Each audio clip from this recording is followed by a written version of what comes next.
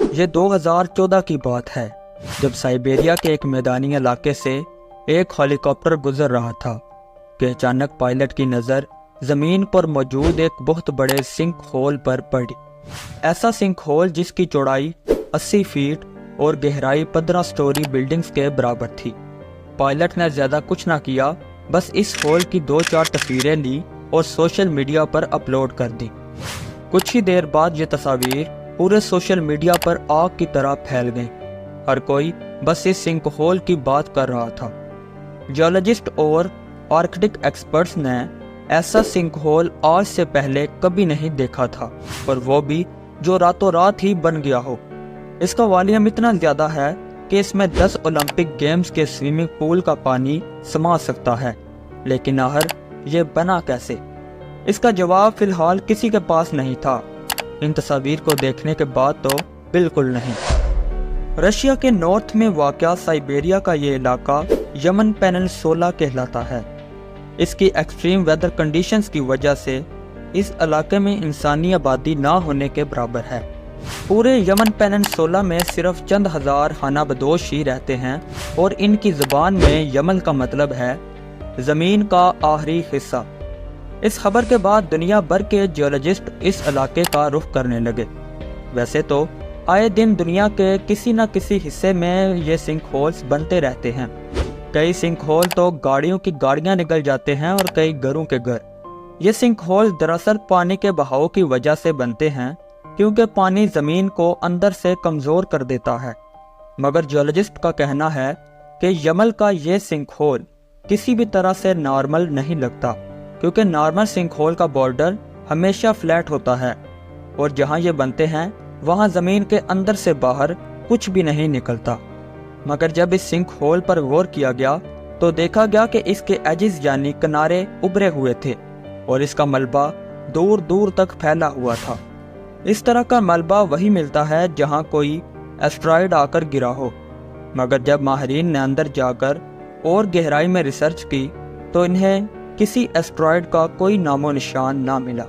سائنسدانوں کا کہنا ہے کہ ایسا ہول تبھی بن سکتا ہے جب کوئی بہت بڑا دھماکہ ہو زمین کے اندر۔ نارملی زمین کے اندر کھولتا ہوا لاوا اس قسم کے دھماکے کر سکتا ہے، لیکن اگر یہ سچ ہے تو سنک ہول سے باہر نکلنے والا لاوا یا وولکینک راک کہیں تو نظر آنی چاہیے، جبکہ اس کا بھی کوئی نام و نشان نہیں ملتا۔ پھر آخر کریٹر کی شکل کا یہ سنک ہول آخر بنا تو بنا کیسے؟ یہ جاننے کے لیے اس ہول میں سے پانی، مٹی اور ہوا کے سیمپلز کو لیا گیا۔ ان سیمپلز کو انالائز کرنے کے بعد آخر ماہرین کو ایک سراغ مل ہی گیا۔ ان سیمپلز میں ایک شے بہت زیادہ کوانٹٹی میں موجود تھی، اور وہ تھی میتھین گیس۔ چولہا جلانے اور کھانا پکانے کے لیے استعمال ہونے والی میتھین گیس ہائیڈروجن اور کاربن سے مل کر بنتی ہے، اور اگر یہ زیادہ کوانٹٹی میں موجود ہو تو ہوا کے ساتھ ریئیکٹ کر کے اس میں فوراً آگ بھڑک اٹھتی ہے۔ اب اس بات کے کافی چانسز تھے کہ یہ سنک ہول زمین سے نکلنے والی میتھین گیس کی وجہ سے بنا ہے۔ اب یہ مسٹری حل ہو چکی تھی۔ سائنسدان بھی اب اس معاملے میں زیادہ دلچسپی نہیں دکھا رہے تھے، لیکن اس سے پہلے کہ وہ یہ جانتے کہ اتنی میتھین گیس آخر زمین میں سے آئی تو آئی کہاں سے، کہ اچانک یمن پیننسولا سے 8 مزید سنک ہولز دریافت ہوئے، اور یہ اسی طرح بنے ہوئے تھے کہ جیسے یہاں کوئی دھماکہ ہوا ہو۔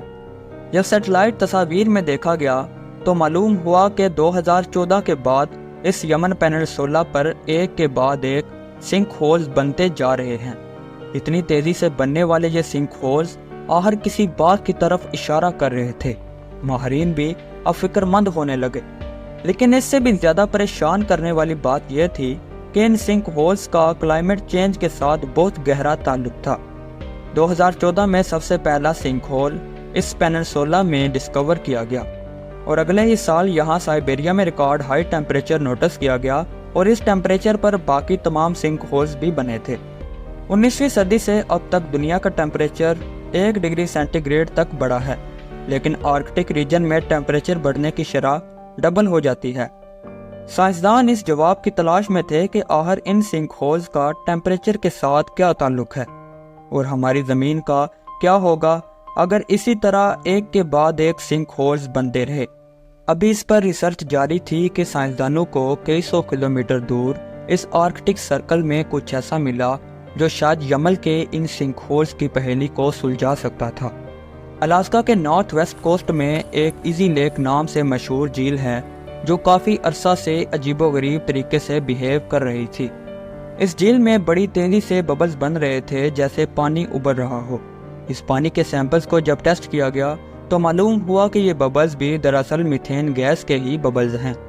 आर्कटिक रीजन में हल्की फुल्की मीथेन गैस का निकलना एक आम सी बात है, लेकिन इजी लेक में हर रोज़ 10 टन के करीब मीथेन गैस निकल रही थी।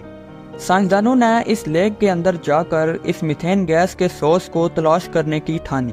वैसे तो इजी लेक 3 फीट तक गहरी है, लेकिन मसला ये था कि लेक में से मीथेन जहाँ से निकल रही थी वहाँ की गहराई बहुत ज़्यादा थी, जहाँ डाइवर्स का जाना बहुत मुश्किल था। इसलिए सोनार स्कैनिंग की मदद से इस लेक की ज़मीन का 3D मॉडल बनाया गया और मालूम हुआ कि वो जगह जहाँ से मीथेन गैस निकल रही थी 50 फीट तक गहरी थी।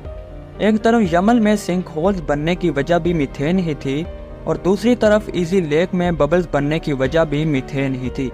ये दोनों वाक़यात आर्कटिक रीजन में वकूअ पज़ीर हो रहे थे। ये लोकेशंस इस रीजन में मौजूद हैं और तो और इनमें एक और चीज़ कॉमन है और वो ये कि ये दोनों लोकेशंस ऐसे रीजन पर वाक़या हैं जिसे परमाफ्रॉस्ट कहा जाता है।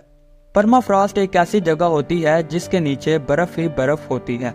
ये बहुत बड़े इलाके पर फैली हुई ज़मीन है जिसमें रशिया, कनाडा और अलास्का का काफ़ी ज़्यादा हिस्सा आता है।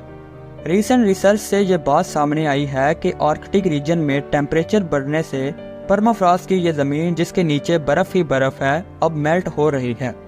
दरिया, जंगलात, पहाड़ और इंसानों के बनाए हुए स्ट्रक्चर जो इस परमाफ्रॉस्ट ज़मीन के ऊपर वाक़या हैं वो सब ख़त्म हो जाएंगे। इसके नतीजे में ज़मीन की जो हालत होगी वो तसव्वुर करना भी मुश्किल है। परमाफ्रॉस्ट की मेल्टिंग का सबूत हमें इजी लेक से 600 किलोमीटर दूर अलास्का के फोक्सटाउन जंगलात में मिला है। ये जंगलात भी परमाफ्रॉस्ट ज़मीन के ऊपर ही वाक़या हैं। वहाँ लोकल्स ने ये नोटिस किया है कि जंगलात के दरात एक तरफ झुक गए हैं। ऐसा लगता है जैसे इनकी जड़ें अंदर से कमज़ोर हो गई हों। इसके अलावा इन जंगलात में जगह जगह गड्ढे और ज़मीन धंसी हुई पाई गई है।